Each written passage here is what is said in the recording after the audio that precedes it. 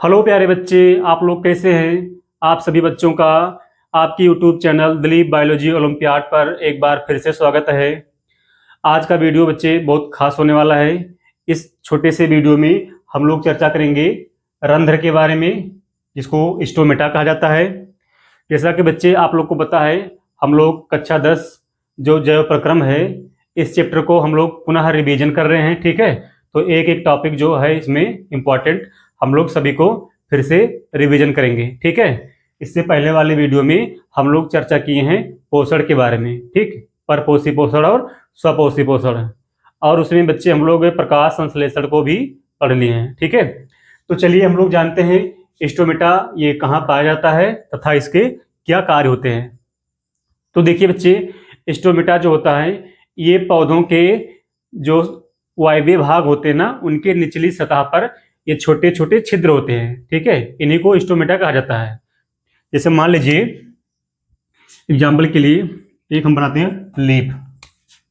ये मान लीजिए ये हो गया एक लीफ, ये हो गया एक पत्ती हो गया। ठीक है, अब देखो बच्चे, पत्ती तो प्लांट में बहुत सारे होते हैं। ठीक है, ये पौधा हो गया। तो क्या सभी पत्तियों में स्टोमेटा होता है? जी हाँ, हर एक पत्ती में कई सारे संख्याओं में स्टोमेटा पाए जाते हैं। ठीक है, छोटे छोटे महीन महीन छिद्र होते हैं।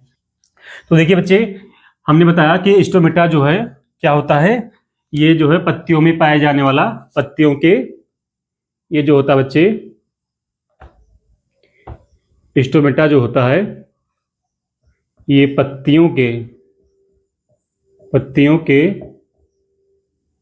निचली सतह, जो निचली सतह होता है, निचली सतह पर पाए जाते हैं।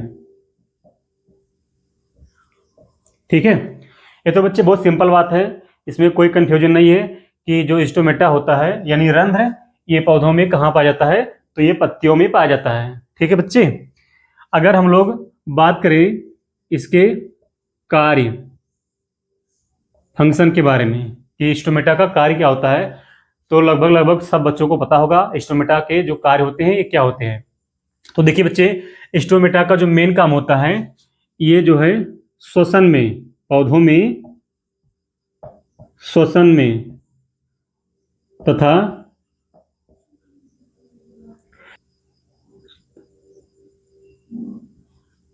वाष्पोत्सर्जन, श्वसन तथा वाष्पोत्सर्जन में सहायता करता है।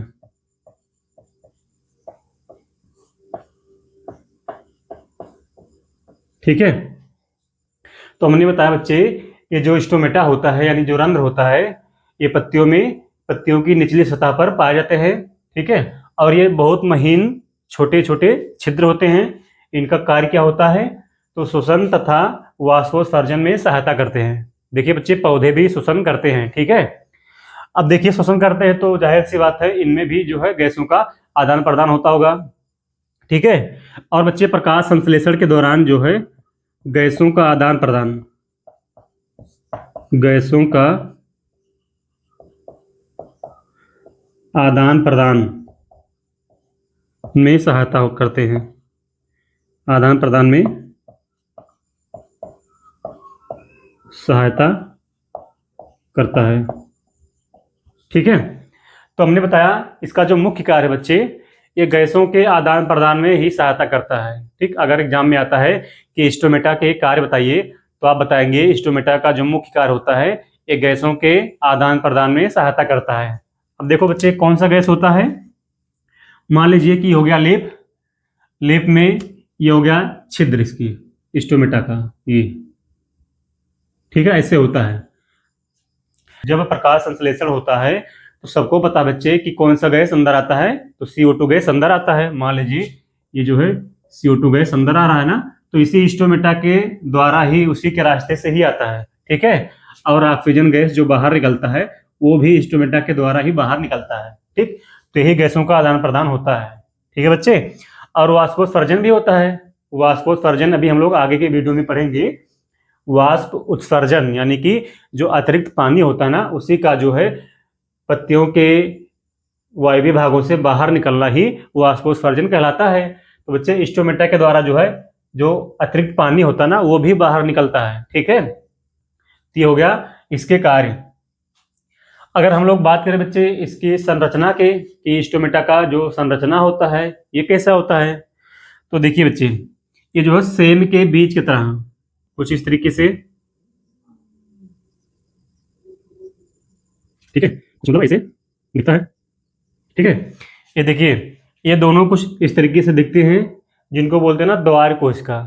और बच्चे इसी के बीच में सेंटर में एक छिद्र होता है। ठीक है, इसी को बोलते हैं ना रंध्र। ठीक है, और बच्चे ये जो द्वार कोशिका होता है इसी के बीच बीच में जो है ऐसे ग्रीन कलर के ये जो संरचना है इनको बोलते हैं हरित लवक यानी कि क्लोरोप्लास्ट। ठीक है, और उसी क्लोरोप्लास्ट के अंदर क्या होता है, क्लोरोफिल होता है। ठीक बच्चे, अब देखिए ये तो हो गया द्वार कोशिका। अब द्वार कोशिका के बाहर बाहर बच्चे इसे एक संरचना होता है इसे जिनको बोलते हैं सहायक कोशिका। थोड़ा बड़ा बन गया, इस टाइप से कुछ होता है इसे। ठीक है, इससे इसे कनेक्टेड होता है। ठीक है, ये इस तरीके से। ठीक है, तो ये बच्चे हो गया स्टोमेटा का संरचना। इसका नाम लिख दीजिए। ये जो बाहर कोशिका है इसको बोलते हैं सहायक कोशिका। सहायक कोशिका। ठीक है, ये हो गया सहायक कोशिका। और ये जो दोनों दिख रहे हैं ना सेम के बीज की तरह इनको बोलते हैं द्वार कोशिका। इनको बोलेंगे द्वार कोशिका। ठीक है, जिसको बोलते हैं इंग्लिश में ना ग्वार्ड सेल, इंग्लिश में बोलेंगे ग्वार्ड सेल। ठीक है, और बीच में जो दिख रहा है इसको बोलेंगे रंध्र यानी कि छिद्र बोल देंगे।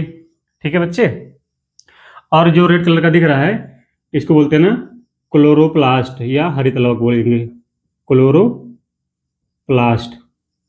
ठीक है, तो देखिए बच्चे यही एक रंध्र का चित्र होता है। अगर एग्जाम में आता है कि स्टोमेटा का या रंध्र का सचित्र वर्णन कीजिए या चित्र सहित वर्णन कीजिए तो आप ऐसे चित्र बना लेंगे।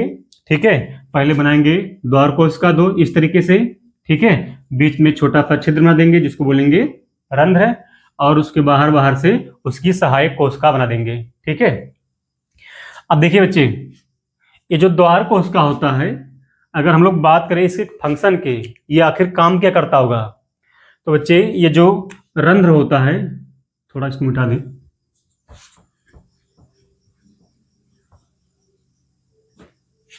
जो छिद्र होता है,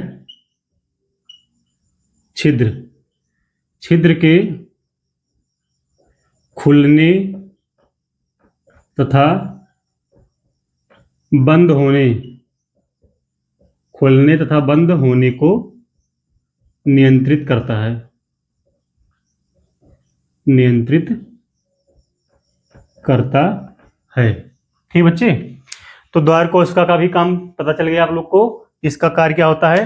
तो बीच में बच्चे जो ये रंध्र दिख रहा है ना छोटा सा ये रंध्र, इसको ये क्या करता है द्वार कोशिका बंद करता है और खोलता है। ठीक है, अब ये कैसे काम करता है, तो देखिए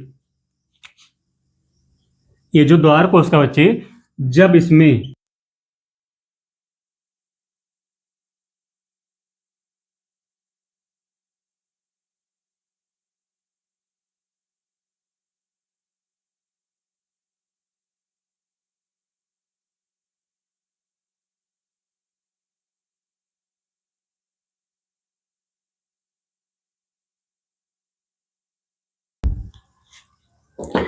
और बच्चे देखिए बच्चे माइक में चार्ज खत्म हो गया था तो उसको चेंज कर रहे थे। ठीक है, तो देखिए हमने बताया कि जो द्वार कोशिकाओं का मतलब खोलना और बंद होना नियंत्रित होता है वो बच्चे पानी के ऊपर डिपेंड करता है। ठीक है, यानी कि जब इन द्वार कोशिकाओं में पानी भर जाता है तो ये द्वार कोशिकाएं फूल जाती हैं, और जब बच्चे फूलती हैं तो ये जो छिद्र है ना ये खुल जाता है। ठीक है, जैसे मान लीजिए पहले पिचका है इसमें पानी भर गया, ठीक है, तो ये फूल जाएगा इसे, और तो बीच वाला छिद्र खुल जाता है। ठीक है, और क्या होता है इसके विपरीत, यहाँ नीचे लिख दे रहे हैं, इधर लिख दे रहे हैं। अगला काम क्या, मतलब ये बंद कैसे होता है, जब द्वार कोशिका से पानी बाहर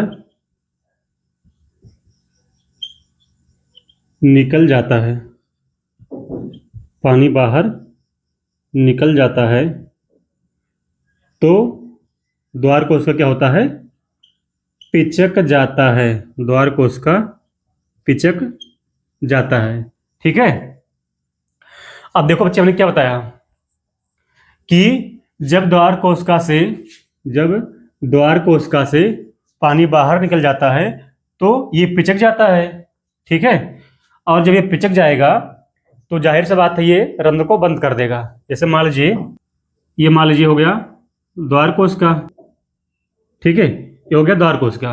अभी मान लीजिए कि ये फूला हुआ है, यानी कि इसमें पानी भरा हुआ है और रंध्र खुला हुआ है।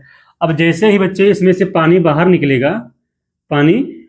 निकल जाएगा तो ये पिचक जाएगा।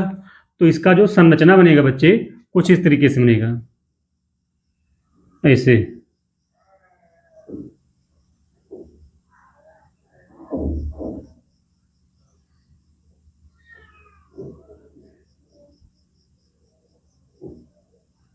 ठीक है, ये मतलब इसे पिचक जाता है और ये बाकी सहायक कोशिकाएं तो ऐसे ही रहेंगी।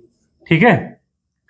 तो बच्चे कहने का मतलब यह है कि द्वार कोशिकाओं का खुलना तथा बंद होना पानी के ऊपर निर्भर करता है। ठीक है, कि द्वार कोशिकाएं खुलेंगी कब और बंद कब होंगी। जब द्वार कोशिकाओं में पानी भर जाएगा तो द्वार कोशिकाएं फूल जाएंगी और रंध्र खुल जाता है, छिद्र खुल जाता है। और जब द्वार कोशिकाओं से पानी बाहर निकलता है तो वो सिकुड़ जाती हैं। ठीक है, सिकुड़ने की वजह से आपस में चिपक जाती हैं, जिससे बच्चे क्या होता है, रंध्र बंद हो जाता है। ठीक है, कुछ इस तरीके से हो जाता है। ठीक है।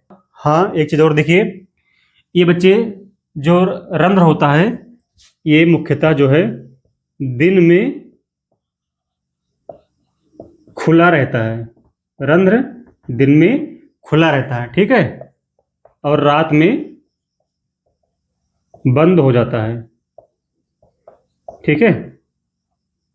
तो बच्चे इसके रंध्र के खुलने और बंद होने में काफी कुछ डिपेंड करता है। ठीक है, अगर ये खुलेगा नहीं या बंद नहीं होगा तो इसके अंदर जो है बच्चे गैसों का आदान प्रदान नहीं हो पाएगा। ठीक है।